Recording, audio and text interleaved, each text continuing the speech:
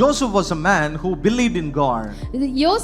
யோசேப்பு பாத்தீங்கன்னா ஆண்டவரிடத்துல விசுவாசமா இருந்த மனிதன். See, that's why Joseph, he knew his heights. அவன் எந்த உயரத்திற்கு செல்வான் என்பதை அவன் அறிந்திருந்தான். See, let me explain you the new revelation about Joseph. யோசேப்பு கொடுத்ததான ஒரு புதிய வெளிப்பாட்டை உங்களுக்கு நான் சொல்ல விரும்புகிறேன். Joseph knew the power of the vision of God. ஆண்டவருடைய தரிசனத்தினுடைய வல்லமையை யோசேப்பு அறிந்தவனாய் இருந்தான். See, that's why when Potiphar, he gave him the position for as a leader for 10 people, 20 people, he never settled in that.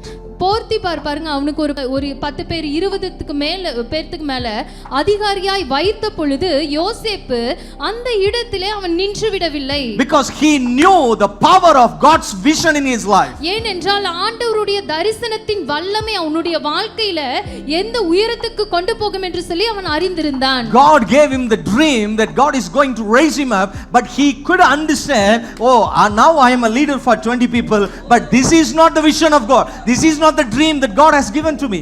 அவன் ஆண்டவர் அவனுக்கு கொடுத்த தரிசனங்கள் மூலமாகவும் கனவுகள் மூலமாகவும் அவன் அறிந்து கொண்டான். என்னன்னா, நான் இந்த 10 பேர்த்துக்கு 20 பேர்த்துக்கு மட்டும் அதிகாரியா இப்பொழுது இருப்பத நிலைமையிலே நான் இருக்க போறதல்ல, நான் பெரிய நிலைமைக்கு போவேன், பெரிய உயர்வுகளுக்கு கொண்டு செல்வேன் என்று சொல்லி அந்த தரிசனங்களின் மூலமாக அவன் அறிந்து கொண்டவனாய் இருந்தான். If he could have not understand the power of the vision of God, he would have adjusted with Potiphar's wife and he could have settled in Potiphar's house.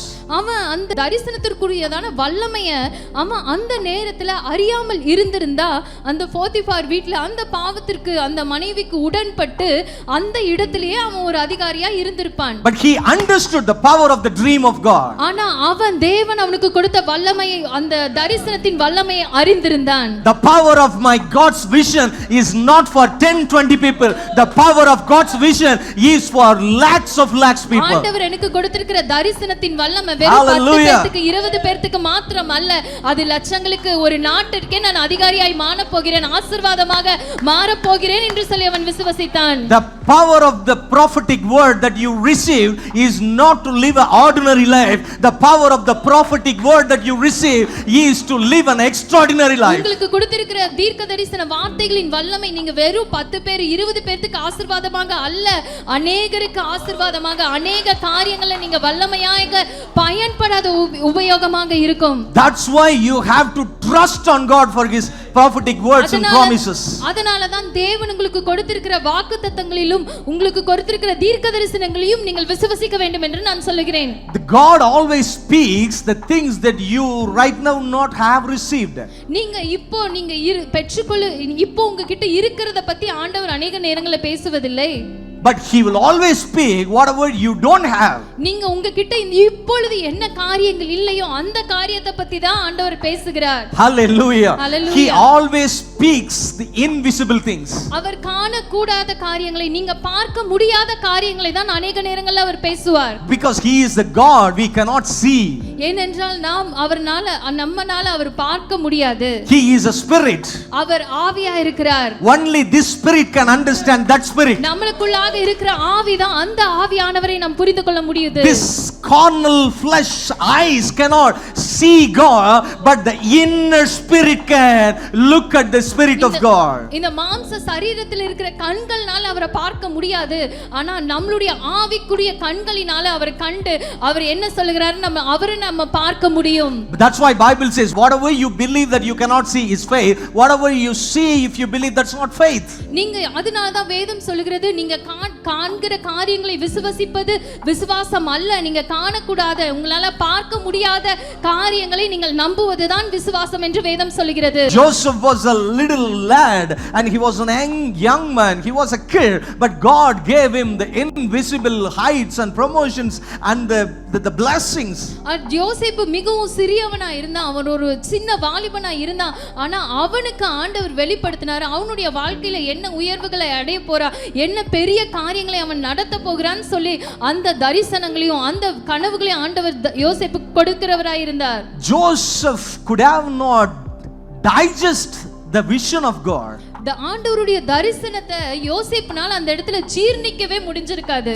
God always speaks the things that you cannot digest. உங்களால ஜீர்ணிக்க முடியாத அநேக காரியங்களை தான் ஆண்டவர் உங்களுடைய வாழ்க்கையில பேசுவார்.